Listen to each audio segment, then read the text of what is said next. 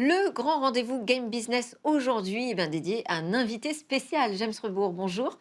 Bonjour. Merci beaucoup d'être avec nous dans Smart Tech. Vous êtes le président du syndicat des éditeurs de logiciels de loisirs, dont votre sujet, c'est les jeux vidéo. Et on est en plein dans le rush de Noël. Il va y avoir plein de cadeaux qui vont tourner autour des jeux, que ce soit du côté du matériel que du côté des logiciels. Comment est-ce que vous voyez se profiler ce Noël 2025? Pour nous, ça va être effectivement un très beau Noël 2025. Il y a une offre toujours aussi pléthorique en termes de jeux vidéo. Le point intéressant, donc on est dans l'univers du bien culturel, donc on est clairement sur un marché d'offres. Et plus on a une offre à la fois sur la partie hardware, donc les consoles ou les PC, ou la partie logicielle, plus pour nous le Noël va être effectivement conséquent. Donc on aura effectivement un très très beau Noël, hein. Ok. Et avec autour de quel jeu? Alors le point qui est intéressant cette année, c'est qu'on a vécu en 2025 le lancement d'une console, donc qui est la Nintendo Switch 2, lancée par Nintendo en juin. Fera partie des cadeaux, à mon avis. C'est effectivement le cadeau rêvé de Noël pour l'ensemble des joueurs. Et le point qui est intéressant, c'est quand vous regardez en fait les chiffres qui ont été réalisés par Nintendo sur le lancement de cette console, il a été vendu au niveau mondial, je précise bien, donc 10,6 millions de consoles. C'est la Ok. plus belle vente en termes d'accélération qu'on a jamais vécu dans le jeu vidéo. Donc il y a toujours une très forte appétence pour l'arrivée d'une nouvelle console. Et le point intéressant, c'est qu'effectivement, quand vous prenez aujourd'hui les trois consoles principales, qui sont respectivement Sony PlayStation, Nintendo Switch 2 et Microsoft Xbox Series, souvent Sony et Microsoft sont lancés au même moment, dans une concurrence un peu frontale, alors que Nintendo sort souvent avec une approche un peu décalée, hein. Oui, c'est vrai. Et quand je vous ai dit quel type de jeu vous voyez se vendre particulièrement bien à Noël, est-ce qu'il y a des catégories qui marchent mieux que d'autres pendant cette période? Ou ça dépend vraiment des sorties? Alors ça dépend vraiment des sorties. Et aujourd'hui, quand vous prenez le marché français, donc aujourd'hui 40 millions de Français jouent aux jeux vidéo, donc c'est 7 Français sur 10. Donc intrinsèquement, comme tous Ça, les c'est biens que ce que vous culturels. nous aviez annoncé d'ailleurs au moment de la Paris Games Week. Tout à fait, ouais. Chiffre hyper impressionnant. Donc c'est vraiment en fait une vraie passion culturelle. Tous les gens en fait jouent aux jeux vidéo et sur ces 40 millions, les trois quarts en fait jouent de manière régulière toutes les semaines. Donc il y a une vraie demande par rapport à ça. Oui, Et dedans, il y a tous les jeux mobiles. alors il y a effectivement la partie des jeux mobiles, des jeux PC, des jeux consoles. Le principe effectivement aujourd'hui d'un bien culturel, alors si je prends l'exemple de ce que peut être la vidéo ou même la musique, c'est que les gens veulent différents modes de consommation, le principe par lequel on peut y jouer à n'importe quel moment, qu'on soit en mobilité, chez soi, avec une qualité plus ou moins différente. Et c'est ce qui en fait aujourd'hui vraiment l'appétence. Mais est-ce que ce sont ces jeux mobiles qui portent justement cette passion pour le jeu vidéo selon vous? Alors sur l'année 2024, effectivement, il y a une très forte accélération sur le jeu mobile, puisque c'est un marché qui pèse maintenant donc 1,6 milliard, qui a été en très forte croissance depuis maintenant 10 ans. Donc c'est là où c'est aujourd'hui une belle croissance, mais il n'en reste pas moins que sur l'univers à la fois PC et console, on a aujourd'hui effectivement une très bonne dynamique, hein. D'accord. Avec des publics aussi de plus en plus variés? Alors oui, aujourd'hui, Mixte, féminin, masculin? alors là où on est très très content donc au niveau du sel, hein, véritablement, c'est qu'aujourd'hui la population française joue à parité entre hommes-femmes. Aujourd'hui, donc un joueur sur deux est une femme. Et ce qui est d'autant plus marquant, c'est que sur la Gen Z, donc on est à la partie 18-35, il y a plus de femmes qui jouent que d'hommes. Donc Mmh. ça prouve qu'il y a aujourd'hui Est-ce en que c'est fait une vraie vrai balance. aussi sur console, sur PC? Console un petit peu moins, on va dire que les femmes ont une préférence pour la partie, mobile, mais souvent pour nous le jeu sur mobile est une forme d'entrée en fait dans l'univers du jeu et à tel point que parfois il y a des jeux auxquels jouent les femmes, alors ce qu'on appelle plutôt les jeux casual games, enfin si vous me permettez la digression sémantique, qui sont souvent joués par des femmes. Elles rentrent par ce genre de jeu et après effectivement elles vont s'intéresser à des jeux sur console et sur PC, hein. Donc c'est vraiment un vrai écosystème, ces 3 plateformes, que ce soit à la fois le mobile, le PC et la console, qui fait que chacun y trouve véritablement son intérêt. Et justement, parmi vos membres, est-ce que ça veut dire quelque chose ça? Est-ce que ça va transformer aussi l'offre de jeux vidéo? D'entendre que c'est un marché de plus en plus mixte finalement? Alors c'est le cas. Alors aujourd'hui, quand vous prenez la dimension de la partie création qui a forcément conditionné après l'offre, il y a tout un travail qui est fait aujourd'hui pour que les femmes soient de plus en plus présentes au niveau de la partie création, voire même la partie ce qu'on appelle marketing et distribution. Alors, le frein qu'on a aujourd'hui, c'est que dans une partie création, il y a beaucoup de profils techniques. On a aujourd'hui à peu près en estimation une femme sur quatre seulement qui joue, enfin qui crée dans l'univers du jeu vidéo. Ouais. On aimerait que ce soit plus. Donc on soit clair, c'est pas lié au phénomène du jeu vidéo, c'est qu'il faut des profils souvent ingénieurs. Et malheureusement, dans ces profils ingénieurs, on subit souvent une forme de moindre intérêt dans des filières d'ingénieurs auprès des femmes. De Donc ça se manière retrouve générale, de oui. manière générale. Mmh. Donc on n'est que la conséquence de ce qui se passe en tant que tel, quoi. On espère qu'à travers le jeu vidéo, il y a un côté un peu créatif, effectivement, qui va peut-être plus intéresser des profils féminins. En tout état de cause, aujourd'hui, beaucoup de studios recherchent des profils féminins pour avoir une dimension créative, un certain nombre d'éléments qui vont féminiser le jeu, ou en tout cas faire en sorte de Peut-être pouvoir mieux raisonner auprès du public tout féminin. à fait, ouais. Quels sont les faits marquants? Donc, on a parlé des 40,2 millions de Français qui jouent. Ça fait partie des faits marquants de 2025, Clairement. j'imagine. Qu'est-ce que vous avez noté d'autre cette année? Alors, Si vous regardez dans le rétroviseur. dans les rétroviseurs, donc bon, effectivement, le lancement de cette fameuse console Nintendo Switch 2, bon, qui va vraiment Oui, porter le marché en tant que tel, ça c'est un point important. Aussi, alors, dans les rétroviseurs, qu'on soit clair, je regarde quelque chose qui n'a pas existé, hein. Ça peut pas être surprenant comme, comme remarque de ma part, mais était attendu un très très très gros jeu, alors en ah estimation oui, par beaucoup d'acteurs qui devait sortir plutôt au moment de Noël. Et il s'avère que beaucoup d'éditeurs préfèrent ne pas être en face de ce monstre du jeu vidéo. vous Donc voulez parler de souvent, GTA? on va dire que c'est comme dans Harry Potter, Voldemort, je ne dirai Je pas le sais nom. pas, j'ai l'impression que vous parlez de GTA. Tout à fait, ouais. Bon, Et ce jeu-là était effectivement, alors, plus ou moins attendu en fait sur la partie Noël 2025, oui, et beaucoup d'éditeurs ont fait en sorte de libérer leur jeu plutôt en septembre, et pour d'autres être amenés à plutôt à les mettre sur le premier trimestre 2026. oui, Bon, finalement, le jeu a été reporté à plus tard pour un certain nombre de raisons en tant que tel. Donc la fenêtre qui était celle de Noël, elle a été très forte en termes de nouveaux jeux, mais peut-être moins que ce qu'on aurait pu être amené à l'espérer, quoi. d'accord. Et ce qui tend à... Alors, je passe un peu sur la version 2026. Beaucoup de jeux qui auraient pu être lancés potentiellement sur fin 25, qui voulaient ne pas entrer dans cette fenêtre de tir, vont être amenés à sortir sur le premier trimestre 2026, qui va être très riche en nouveautés, hein. Ok. On a parlé de la Paris Games Week. Quels étaient les moments importants de cette édition? Parce qu'elle annonce finalement justement cette fin d'année 2025 et le début 2026, pardon. Qu'est-ce que vous en ressortez de cette édition de la Paris Games Week? Alors pour nous, il y a trois éléments. Le premier, c'est véritablement d'avoir pu, et ça c'est porté véritablement par le CEL et l'ensemble des éditeurs, c'est de faire en sorte qu'aujourd'hui, le jeu vidéo est un vrai bien culturel qui va inonder d'autres univers. Et ce qui en est ressorti, bon, avec un jeu qui est un jeu marquant, peut-être qu'on en reparlera ensuite, c'est Clair Obscur Expédition 33. Ouais, C'est un jeu qui a vraiment attiré les foules, créé effectivement de très fortes communautés. Et dans cet univers du jeu vidéo, il permet d'infuser des secteurs comme à la fois la musique ou la partie film. Et en l'occurrence, ce qui a été très fort au niveau de la Paris Games Week, c'est qu'on a fait un concert tiré de ce jeu vidéo. Et l'ensemble des 4000 places ont été vendues en l'espace de 2 heures. Donc il y a une répétence par rapport à ça. Donc aujourd'hui, ce qu'on retrouve, c'est que souvent des vraies franchises de jeux vidéo ont capacité véritablement à intéresser des communautés et qui veulent les vivre en tant que jeux vidéo, mais également dans des univers connexes. je voulais qu'on parle aussi de l'image du joueur, donc qui, bon, évidemment, se transforme quand on est à plus de 40 millions de joueurs, c'est monsieur et madame tout le monde.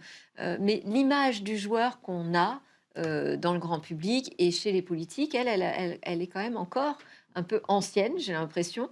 Je fais référence à l'affaire Louise, cette petite fille qui a été assassinée et qui a été une énième occasion, en fait, de dire attention, les jeux rendent violents. Le syndicat, le CEL, s'est positionné sur cette affaire en disant qu'il n'y avait pas de lien du tout entre le fait de jouer et d'être violent ou de devenir meurtrier.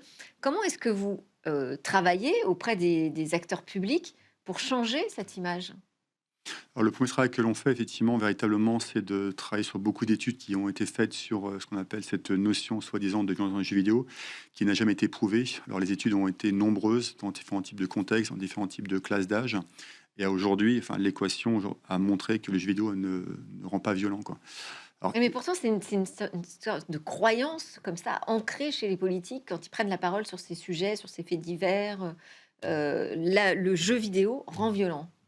Vous êtes d'accord qu'il y a quand même une forme de Alors, je pense croyance? qu'effectivement, il y a une forme de croyance. Alors maintenant, elle est de moins en moins vraie. Enfin, plus on évolue vers des populations politiques relativement jeunes, qui effectivement sont gamers, ou en tout cas ont capacité à connaître des gens autour d'eux qui sont Oui. joueurs, plus cette notion de violence Faut dans le jeu attendre vidéo le n'existe changement plus, de hein. génération alors? Donc aujourd'hui, on l'a quand même sur un certain nombre enfin, de politiques avec qui on travaille. On est aidé par aujourd'hui pas mal de députés qui sont vraiment des joueurs, qui ont véritablement vocation à faire un plaidoyer en faveur du jeu vidéo. Et ce qu'il en sort, c'est quand vous prenez cette dimension de violence, vous l'avez il y a à peu près 30 ou 40 ans, quand on parlait de films comme Orange Mécanique, on a dit Ouais. qu'effectivement ce type de film rendait violent. Non, c'est juste, d'après ce qu'on a pu faire comme étude, c'est que le jeu vidéo, c'est une forme de catharsis. Les gens qui ont besoin d'exprimer un certain nombre de choses, regardent des films d'horreur, vont jouer à des jeux vidéo. Mais l'idée de passer après, effectivement, sur la face est totalement décorrélée, quoi. Donc il n'y a pas de lien de causalité par rapport à ça. Et on trouve plein d'autres choses dans les jeux vidéo hein, Mm. que ce phénomène de catharsis. Tout à fait, ouais. Quels seront vos sujets au sein du syndicat pour 2026? Bah, les sujets, pour nous, effectivement, il y a toujours cette notion de promotion du jeu vidéo. Bon, ce que vous l'évoquez en amont, la violence dans les jeux vidéo, ça reste effectivement un vieux serpent de mer bon, qui maintenant existe de moins en moins, mais sur lequel effectivement on est quand même toujours très très présent.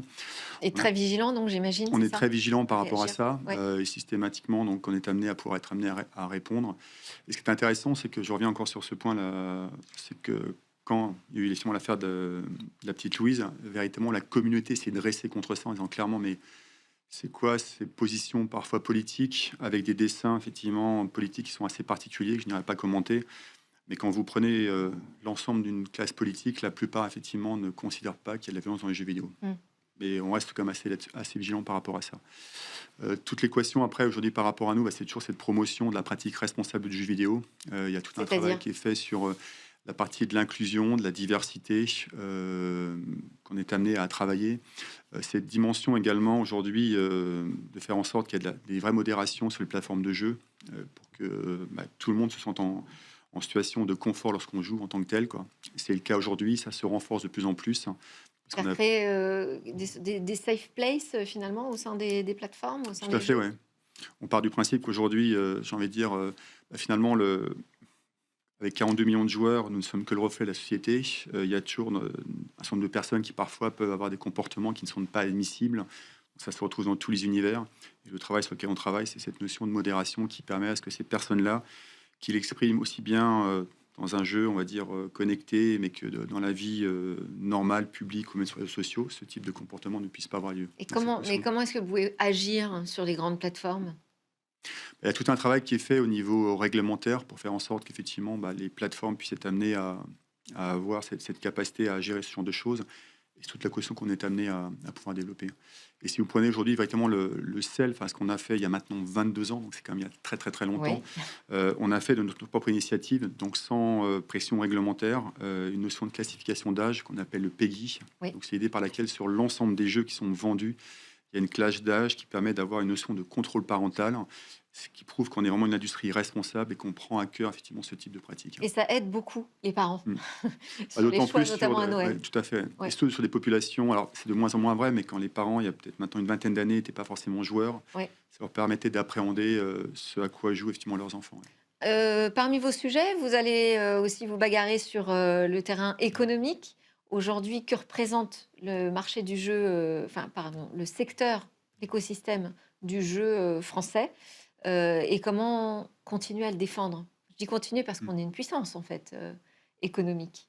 Oui, clairement, ce qu'il faut souligner, c'est que depuis très longtemps, que ce soit le CEL également avec le CNJV, et aidé par la fois la DGE, donc au niveau de Bercy, et le CNC, il y a un vrai soutien donc, à la filière, donc, qui s'est accéléré depuis maintenant un peu plus d'une dizaine d'années par le biais du crédit d'impôt jeux vidéo. Donc c'est vraiment un élément qui permet d'être dans une compétition mondiale très conséquente. Ce qu'il faut appréhender dans le jeu vidéo, c'est qu'on est un bien culturel qui n'est pas un bien culturel local. C'est-à-dire qu'aujourd'hui, tout créateur de jeux vidéo ne peut réussir que s'il y a une capacité à adresser non seulement le marché Europe, mais également mondial, donc c'est bien les États-Unis que l'Asie en tant que telle. Et cette compétition mondiale, on l'a ne serait-ce qu'à nos portes avec à la fois l'Angleterre, l'Allemagne, même l'Espagne, et également avec les États-Unis et le Japon. Et ce crédit d'impôt jeux vidéo, donc, qui permet de pouvoir accompagner un financement à hauteur de 30%, nous permet d'avoir aujourd'hui en France 15 000 personnes qui travaillent dans cet écosystème. C'est à peu près plus de 1000 studios qui positionnent la France comme étant un acteur très conséquent. Et ce qu'on a pu observer depuis ne serait-ce que quelques mois, c'est qu'il y a un vrai soutien à la fois des Anglais, par exemple, et des Allemands qui augmentent leur crédit d'impôt. Et il faut que par rapport à ça, bah, la France continue à maintenir ce crédit d'impôt. Oui, alors ça va être difficile, vu les Ça a l'air, discussions budgétaires actuelles. c'est un combat de tous les jours. Il n'en reste pas moins qu'aujourd'hui, dans le crédit impôt jeux vidéo, on a également fait de nombreuses études faites par des structures tiers, donc totalement indépendantes, qui ont prouvé qu'avec effectivement 1 euro donc, mis en crédit impôt jeux vidéo, on était amené à générer quelques euros additionnels, quoi. Donc il y a un vrai retour sur investissement qui s'opère aujourd'hui. On ne demande pas effectivement un principe d'aide, clairement c'est un crédit d'impôt, donc il y a d'autres vertus. Et parce que si cette condition n'est pas remplie, il y aurait un risque en 2026 pour notre industrie ou on est quand même loin d'avoir une industrie en danger? Alors l'industrie, dans la partie amont, la partie création, a quand même subi enfin, pas mal d'impact post-Covid pour un certain nombre de raisons. Il y a eu beaucoup de licenciements donc sur l'ensemble en fait du marché mondial dans la partie création. La Bah, ça, France, c'est effectivement, parce l'a que c'est le subi. soufflet qui est retombé, c'est ça, à la sortie de la crise Covid, comme dans toute l'industrie du numérique? Il y a eu effectivement la baisse de ce fameux soufflet en fait, numérique. On est sur également une notion de temps long sur la partie du jeu vidéo. Quand vous développez un jeu, généralement, ça prend entre 2 ans, 3 ans. Et pour des produits plus conséquents AAA, ça peut être entre 4 ans, 5 ans ou 6 ans. Oui. Donc cette notion en fait, de temps long, quelque part, vraiment importante. Et l'idée d'avoir ce crédit d'impôt jeu vidéo permet d'asseoir une visibilité pour aujourd'hui pas mal de studios de développement.